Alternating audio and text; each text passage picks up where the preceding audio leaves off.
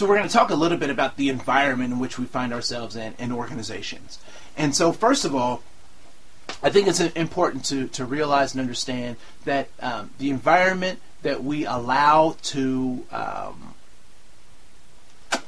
happen is extremely important to the well-being of everyone in our organization.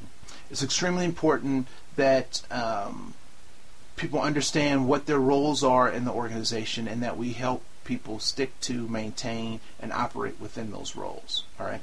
So the environment is very important.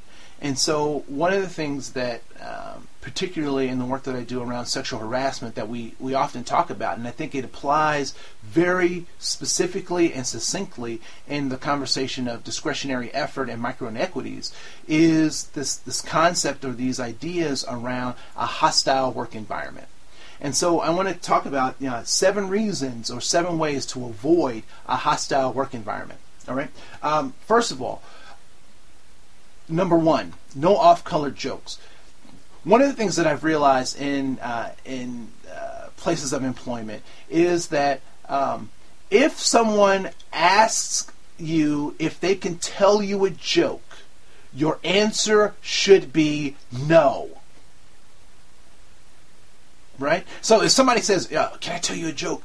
Your first answer and your response should be no. Why? Because it is an inappropriate, wrong, or in some cases, illegal joke to tell in your workplace. How do I know that? Because if it wasn't, they would just tell the joke. So no off-color jokes. And so if someone ever asks you, hey, can I tell you a joke? Or I heard this on the radio. Can I... say no, because it is not going to be pretty. All right. The second thing in terms of avoiding a hostile work environment is the nature of comedy and the nature of jokes is extremely kind of a sensitive topic, and you have to be in a really good relationship with a person before you can tell jokes. But I want to caution us and think about sometimes how these jokes are told and what these jokes represent as they're being told, because people oftentimes will feel comfortable telling a blonde joke, but what I would ask you to think about is that, and ask that person to think about, is if I substituted blonde for black, or if I substituted blonde for Jew, or if I substituted, and I'm going to use this slang word, if I substituted blonde for Polak, each one of those starts to change the nature of the humor of that joke. And so what I would say is that anytime we use double entendres, which means words that mean multiple meanings, in order to try to get humor or create satire in a workplace, we're on thin ice. And that any time that those sexual or genderized jokes get tolerated in an organization, we are establishing the roots for a forest of hostile behaviors, and we're on our way to creating that hostile workplace. All right. Number 3, when people typically say, "I didn't mean it," or "no offense," or they'll tell a joke or they'll make a comment and then they'll say, "I'm sorry," really quick. They're not sorry, because people have learned how to be politically correct. And so a lot of times what happens, and I know I've seen tons of I like Law and Order, SVU, and CSI and all this kind of stuff. And one of the things that I do know is that oftentimes in these shows, what they show the lawyers doing is that the lawyers will ask a question and then they'll retract that question. But the problem with the retraction is that the people have already heard it. And so oftentimes when people say, "Oh, my fault, my bad," or "that was just a joke, I didn't mean that," the problem is that they've already put that out and you actually can't retract it.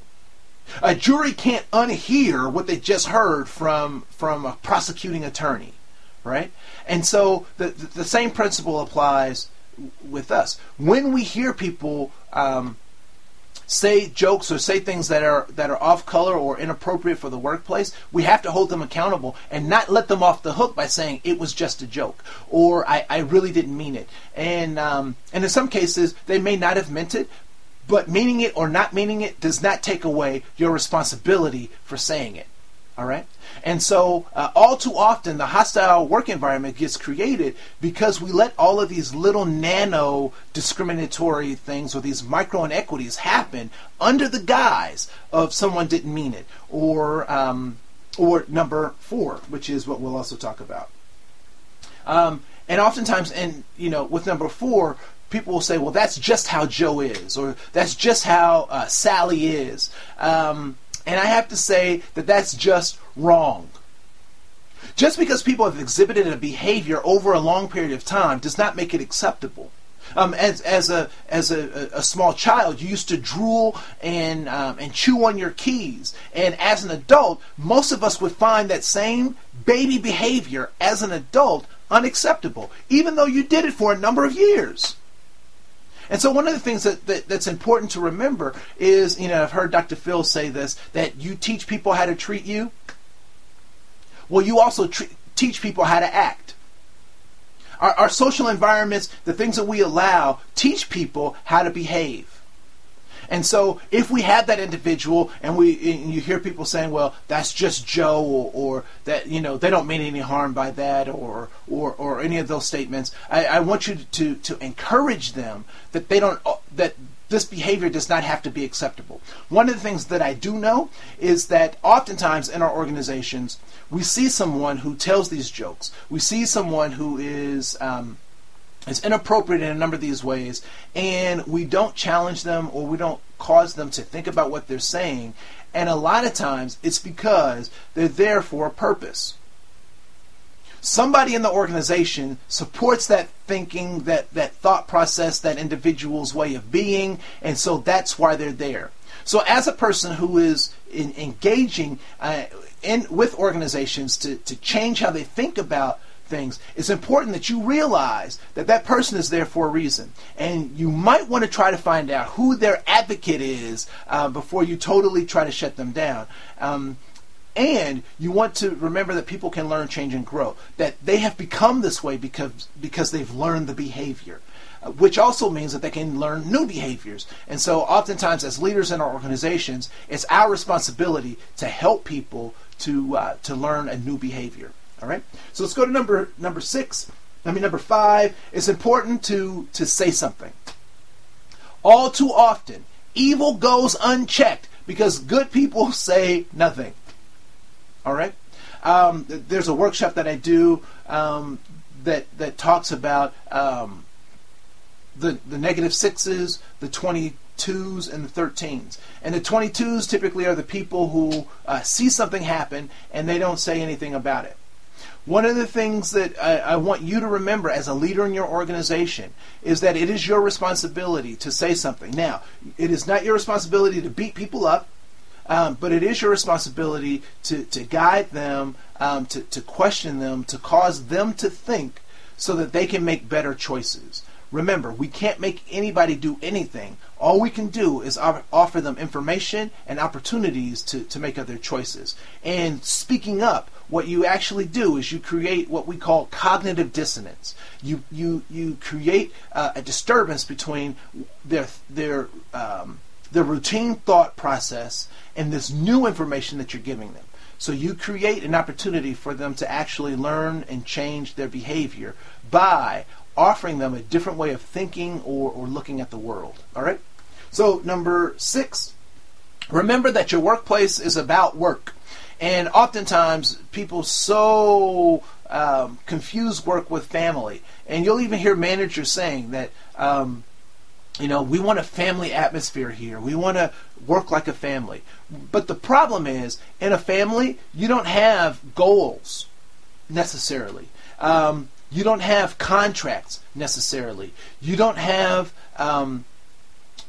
products that you are supposed to deliver as a family. And so I don't think that the family metaphor works. I think the friendliness is a good thing to think about. But when we're at work, we're about accomplishing goals. And any behavior that does not help us accomplish a goal is not behavior that should be in the workplace. And so sexism doesn't help us accomplish the goals of the organization, so it shouldn't be there. Racism, homophobia, religious bias, all of those things are things that can get in the way of us actually accomplishing our business goals and objectives. All right? And number 7, know that no means no. When someone says, they ask you, can I tell you this joke? And you say no, that should be enough. If I'm attracted to someone and they're not necessarily attracted to me, or I've made some kind of faux pas, I need to take that faux pas as that. That no actually does mean no. It doesn't mean try again. It doesn't mean tell me the joke in a different kind of way or another angle. Because once we've gone beyond that no, we are in very dangerous territory that is called hostile work environment. All right? So the 7 things that you need to remember about creating a hostile work environment. First is no off-color jokes. 2, that no sexual or gender jokes. 3, that no offense is actually an offense. 4, that just saying that's just who someone is wrong. Challenge them. Number 5, say something. It's your responsibility to say something. Number 6, work is work. And number 7, know that no means no. And using those 7 tips, you can avoid a hostile work environment. My name is Andre Koen. We'll see you next chapter.